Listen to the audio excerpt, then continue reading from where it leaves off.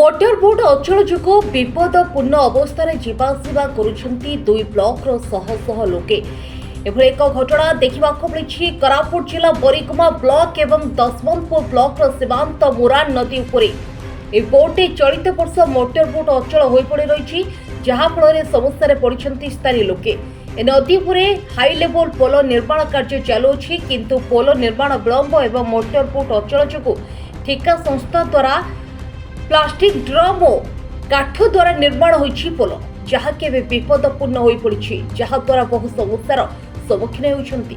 मुरान नदी उपरे पोल निर्माण विलंब जोगु बाजी लगुछि जीवन। चलित वर्ष मोटर बोट अचल जोगु निर्माण होइथिबा काठ पुल उपरे जीवन को बाजी लगाई अकात अकात पानी पार हेउछंती दुई ब्लॉकर शह शह लोक।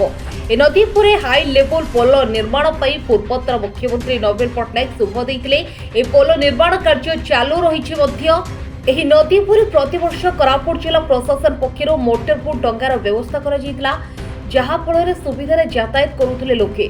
दशमंतपुर ब्लॉक दुआरशुणी पंचायत किछि गाँ नदी सेपटे थिबारो पंचायत प्रतिदिन पंचायत कार्यालय को ए नदी पार हेउछंती लोके।